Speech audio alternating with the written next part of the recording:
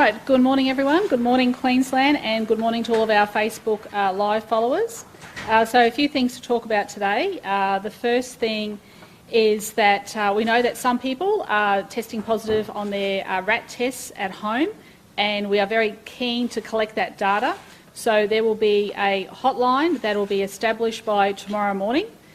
We've been working around the clock on this, and they are actually working on a program that it'll be web-based in the not too distant future. So I just want to give people an assurance that that is being worked on.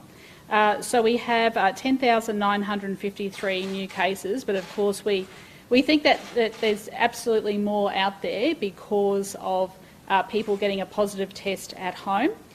And we have 327 people in hospital, 14 are in ICU, and 3 people are ventilated, and the Chief Health Officer will give us more information about that in a moment. 36,492 tests were done in 24 hours, and our vaccine coverage is 90.93% at least one dose, and 87.26% people are fully vaccinated. And in good news across the state, 624,328 people have had their booster. Can I please say to people that now is the time to book in and get your booster shot, and of course next week we begin our vaccinations for our young people. Of course there is a lot of concern out there amongst parents about their children and return to school. Can I assure people that the Queensland Government is working actively on a plan. I've got a meeting with the Education Minister shortly after this meeting. I've been speaking with her regularly this week. National Cabinet is working on a framework. We're doing modelling in relation to the peak of this Omicron wave, and let me assure parents that we will not be sending primary school students back during the first week of school if we are heading towards a peak. So we are looking at a 1 to 2 week delay in relation to the return to school. We will give you more concrete decisions on this over the coming days, but I just want to assure parents that that is definitely not on the agenda to send primary school children unvaccinated to school if we are in the peak of this wave. This is a common sense measure, and like I said, that modelling is happening, and I'll update people about that. Now, a couple of things. First of all, can I strongly recommend work from home where you can? This has already been sent out to our public servants. Our frontline workers are out there working around the clock. But can I stress to employers, if you do not need people working in the city at the moment, please work from home. This will help slow down this wave, but I don't think this message has been getting out very clearly to employees. A lot of people at the moment are still on their summer break. Please go and enjoy your summer break, but do that responsibly, remembering we are in a pandemic. Now, what I don't want to see is people not wearing these masks. It is really important. If you are going to a cafe or a restaurant, you are wearing these going in, and it is very important that staff are wearing these as well. Just because you're on holidays doesn't mean you are not part of a pandemic. So please make sure that if you are sick, get tested and stay at home. It is really important, if you have any symptoms, please stay at home. Do not go to the workplace or to a party and infect other people. Okay, wear a mask and wear it properly. And we've said this before and we'll say it again, avoid large indoor crowds, especially if you are vulnerable.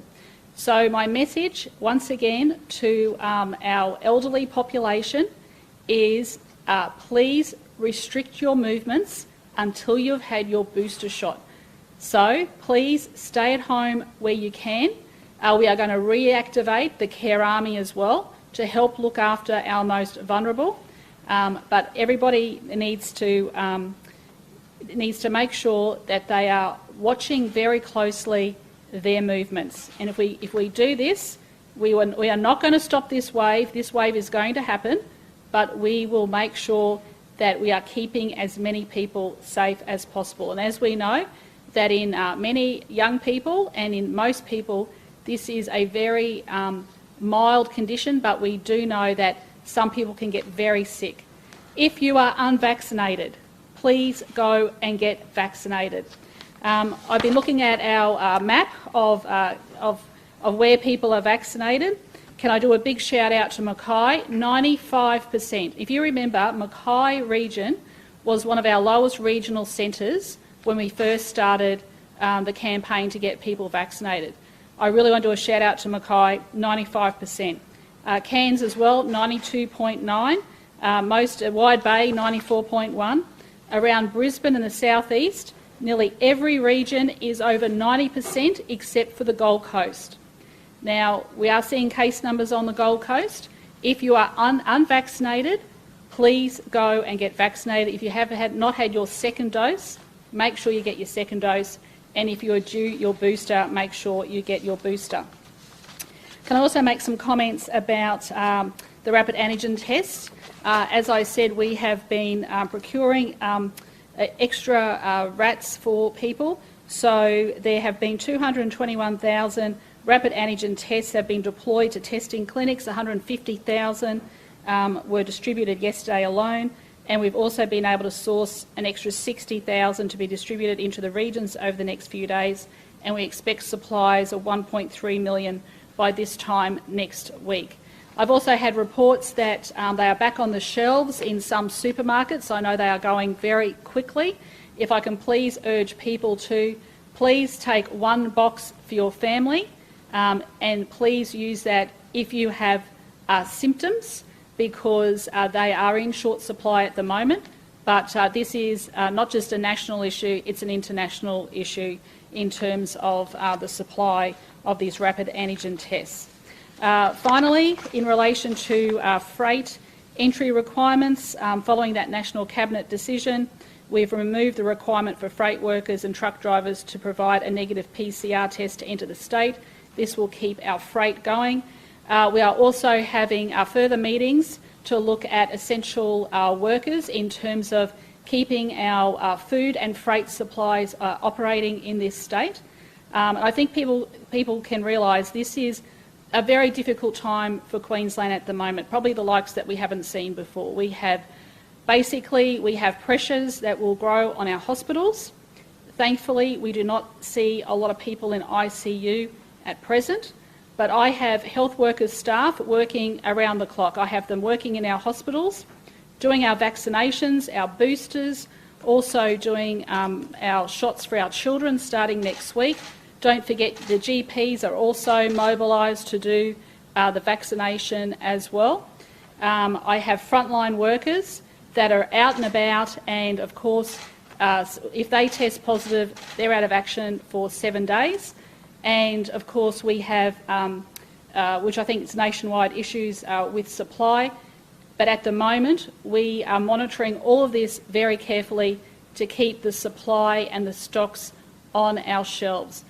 This is going to be a short, sharp wave, but it is going to really test the resilience of this state.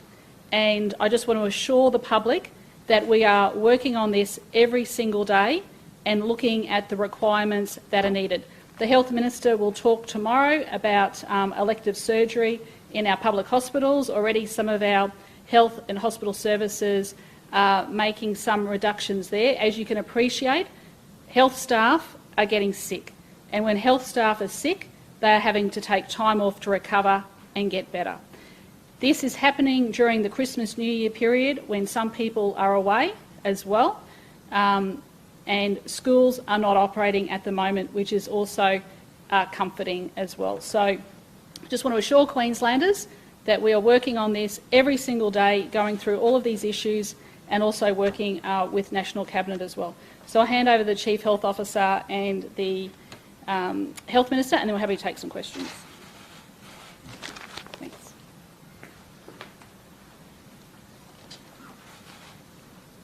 Thanks very much, Premier. I'm just going to focus first on the hospital situation.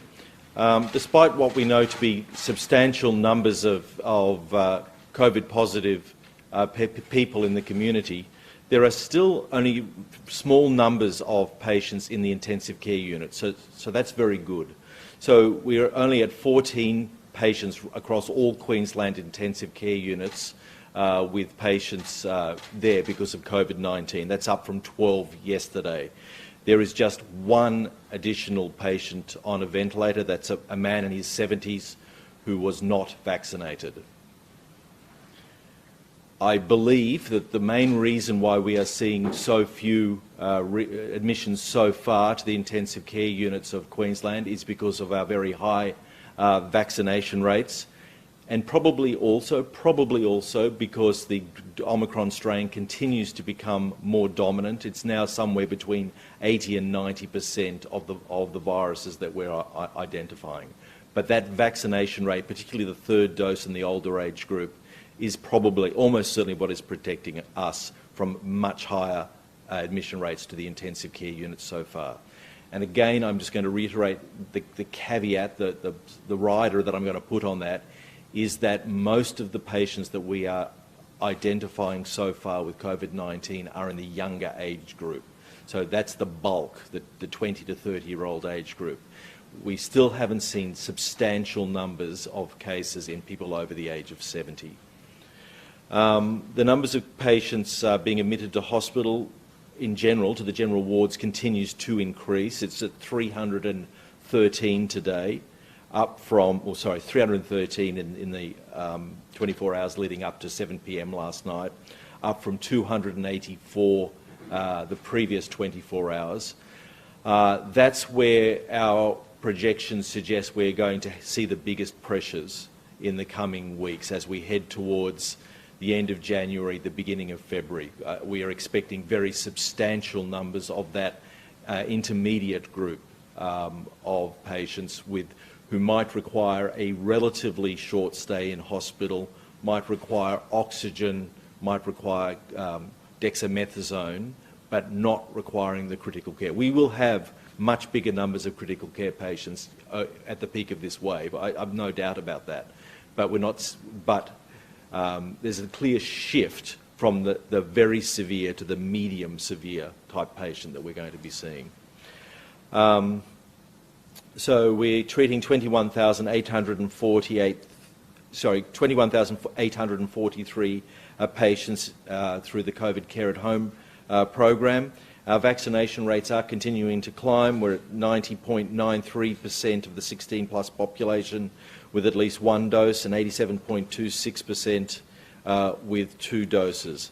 And if I could reiterate the measures that we want all Queenslanders to take to minimise or to attempt to slow the transmission of this virus, I would strongly suggest that the more vulnerable among us in the community, and by more vulnerable I include anyone over the age of 60 or 70, and I include any pregnant woman, and obviously those with underlying immune disorders, to avoid crowded indoor spaces at present.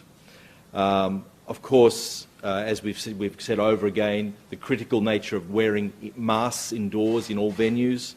To get that third dose of the vaccine when you're eligible, that's after 4 months after you've had the second dose. And most importantly of all, if you are sick, please stay at home. If you are sick, please stay at home.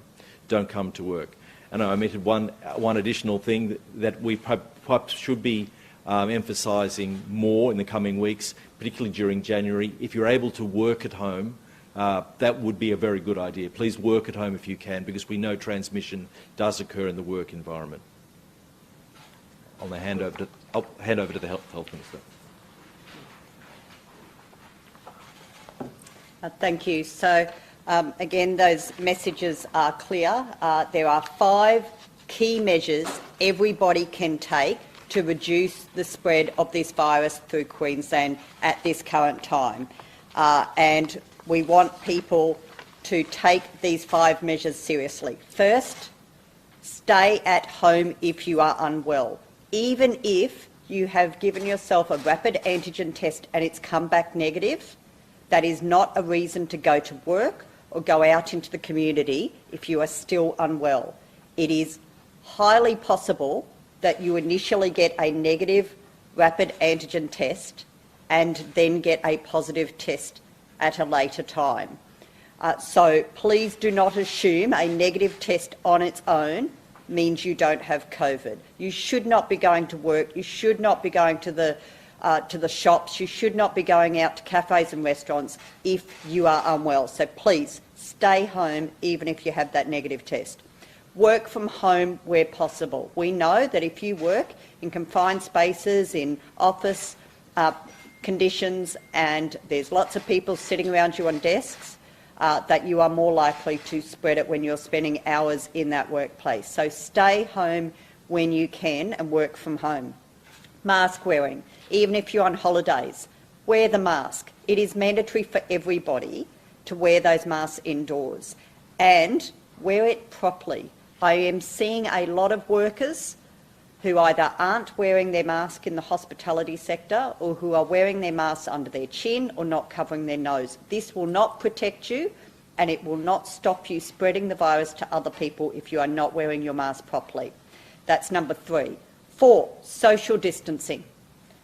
We know this makes a difference, and I know over Christmas it's been great to catch up with friends and family, and everyone's hugging and everyone's kissing hello.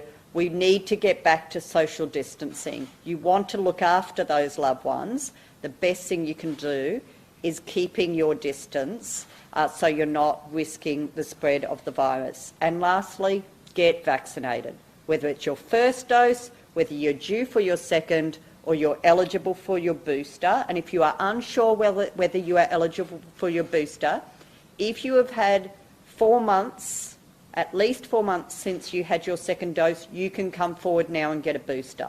So please, your pharmacy, your GP and our vaccination clinics are providing these boosters as well as first and second jabs. The last thing I just want to say is we have 2 new local government areas that have reported new cases for the first time since we opened our borders. That's Carpentaria and Kawanyama. So again, this shows it is spreading everywhere across Queensland.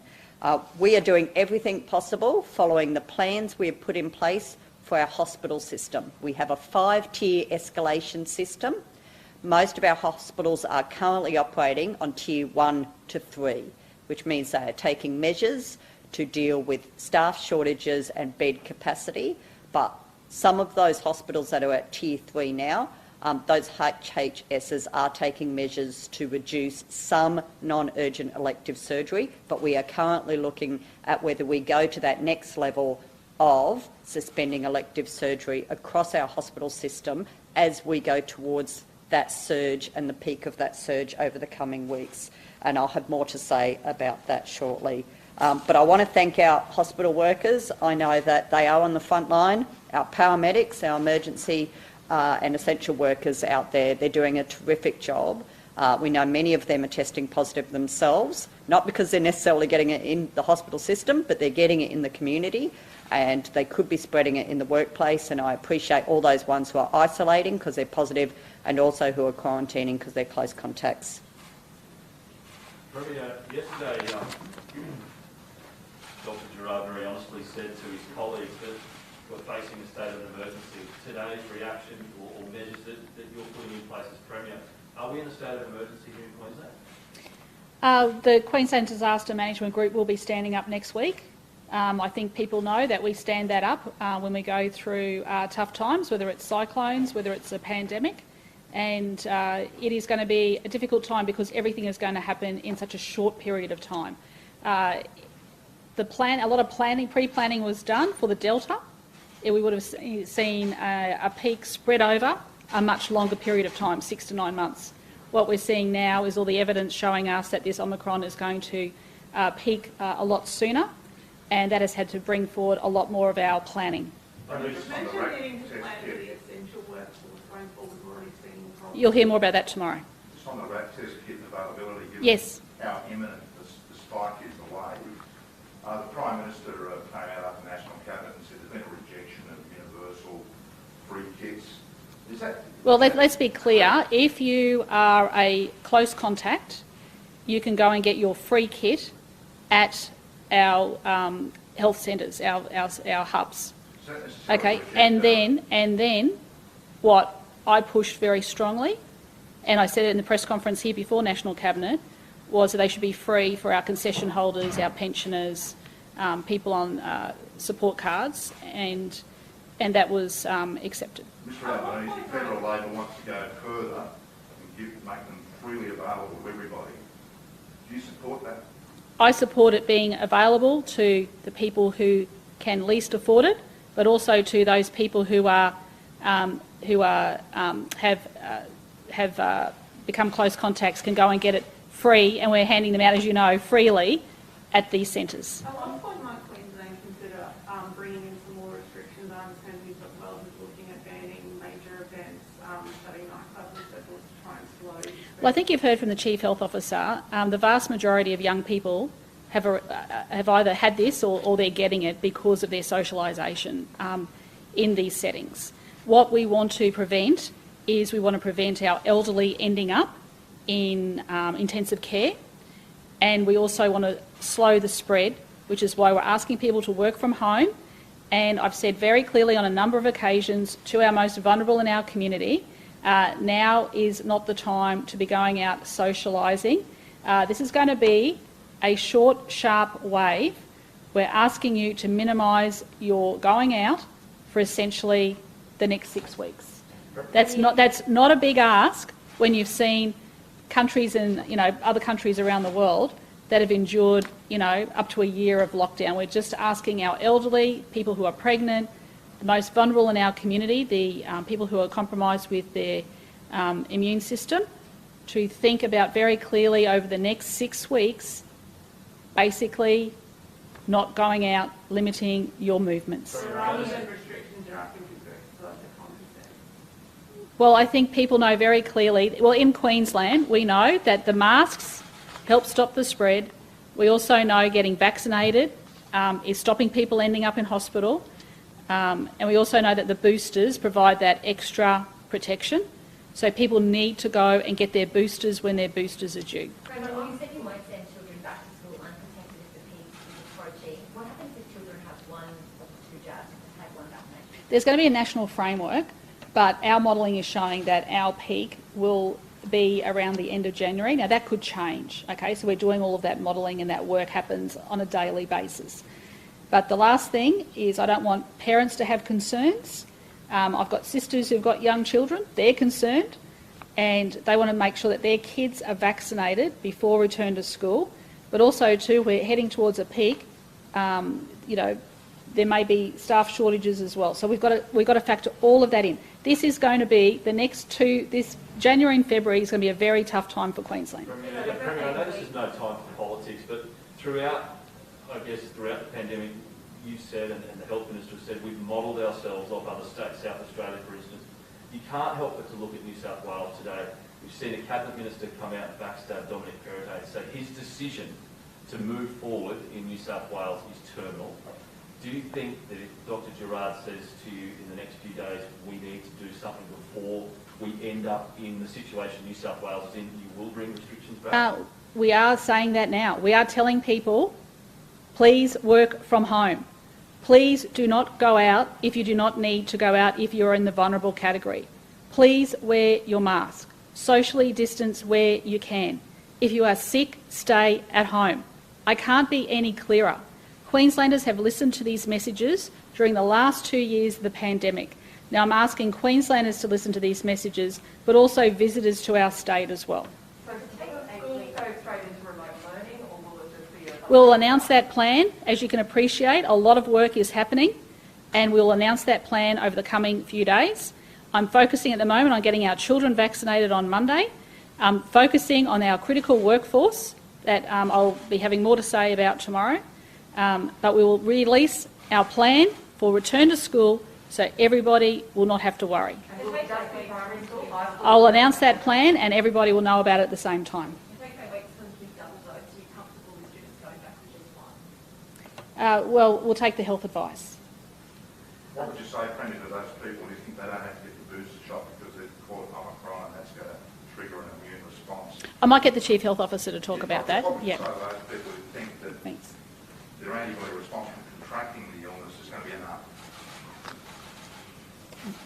No, our advice is still to get the third dose. We don't know that there won't be new strains in the future. I probably do also want to say something about the density limit issue. We've been agonising over this, and I've been speaking to a number of epidemiologists about this issue for some time. We're not going to stop the spread of this virus. All we're trying to do is to slow it down a little bit so it doesn't overwhelm the hospitals and it gives more people an opportunity to get a third dose. The general advice that I've been getting is that if we're going to if we are going to use density limits, first of all, they would need to be quite draconian. I mean, a 1 person per 2 square metre limit is not much of a limit. Secondly, the demographic we're talking about, people in their 20s and 30s, the virus is already widespread. And I have not given advice to the government to reduce density limits, to reimpose density limits, based on the information that I'm getting from speaking to a number of epidemiologists. Now, I acknowledge this is controversial, and others would not agree with this, but we are not going to stop this virus, and a minor change like imposing a density limit of 1 in 2 square metres, I think the evidence suggests that it's not going to have a major impact on the virus, but it would have a major impact on the greater society. So I have not given that advice. Can we vaccinate at the school, Doctor? Would that be for children? Can we vaccinate them at school? Well, there is a plan being put forward for the whole vaccination program for children. There is one in existence. That would obviously be a logical idea. If they could do it, kids return back. That may be a question for the Premier, but it could be done, though, couldn't it? I don't want to preempt the plan that will be presented here, I'm sure, sometime in the next few days, I would think. You're only talking about the fact that the official figures are far. Yes. Far higher. Do you have any modelling on what it might actually be at this point? No, we don't. I don't. No.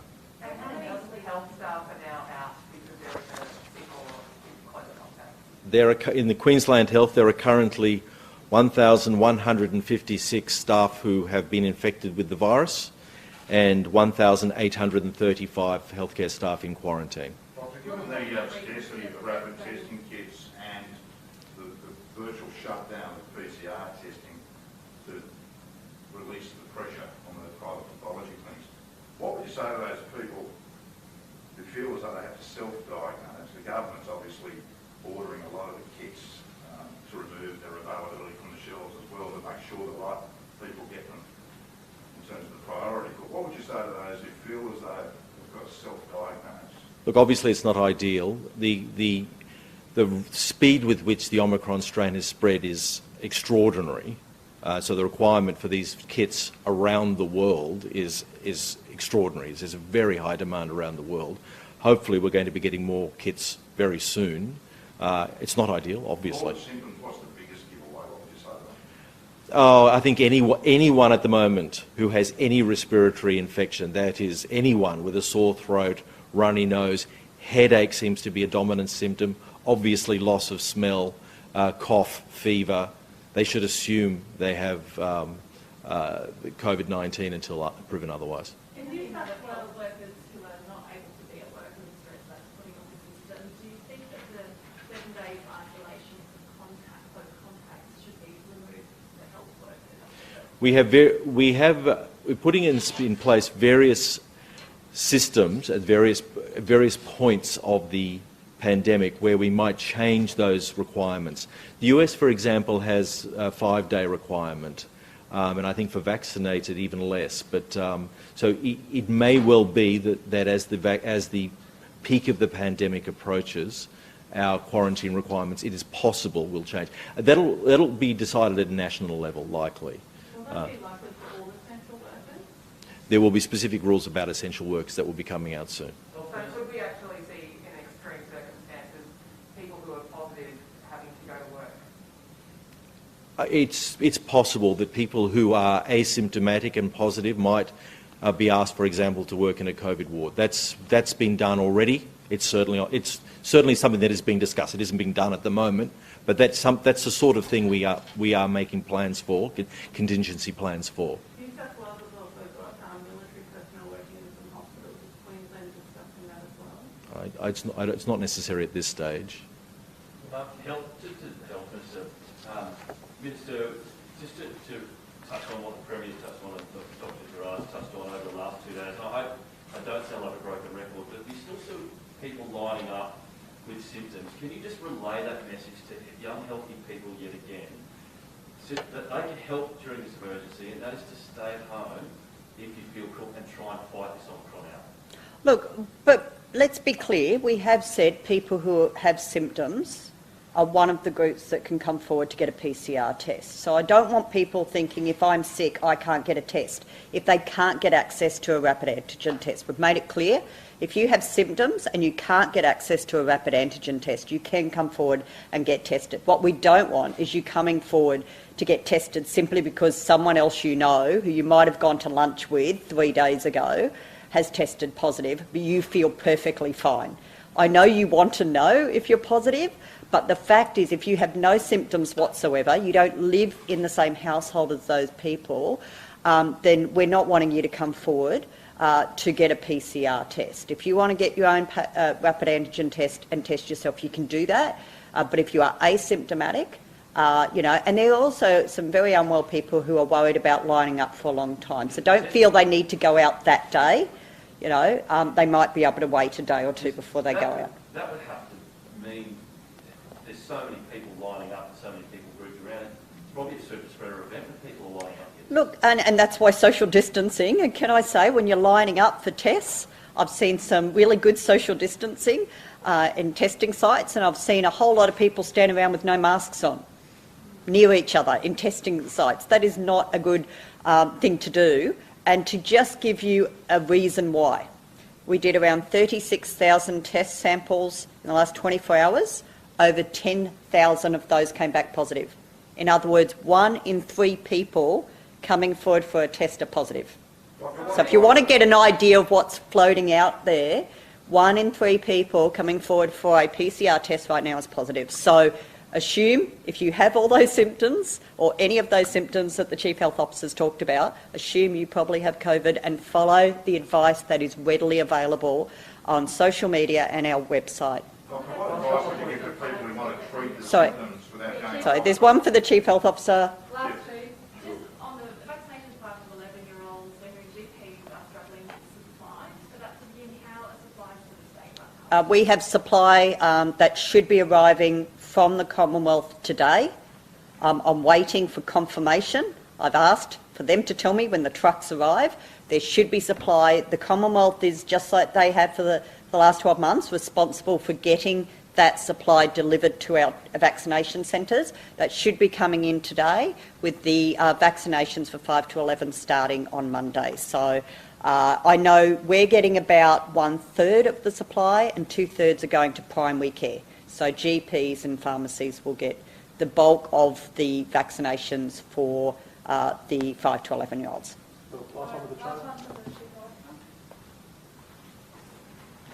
So, Doctor, for those people who don't need to be hospital, and there are many thousands hospitalised, many thousands of them, just over 300 in hospital, is that right? What would you say to them in terms of treating their symptoms? They don't want to go to the doctor's surgery or out while they're ill. What's the best thing they can do to look after themselves? I think the main reason is... symptomatic treatment, so Panadol for a fever, maintain fluids, don't get dehydrated. But also, probably most importantly of all, is look out for the symptoms of any deterioration. So that's what we're most interested in. And in young, healthy, vaccinated people, it's very unlikely to be a problem. But in older people, those who are still unvaccinated, and those who are immunocompromised, increasing breathlessness, significant chest pain, coughing up blood, and if your fever and symptom, particularly your fever, isn't getting better within about 48, 72 hours, then you should be seeking medical advice. Most people's fevers are resolving within 48, 72 hours. If it's going beyond about 3 days, then I would be getting medical advice. With the new timeline, how soon might we have a better picture of actually how many people are infected with people calling in now? I'm hoping over the next few days, over the weekend, but we'll see. Thank you, Bill.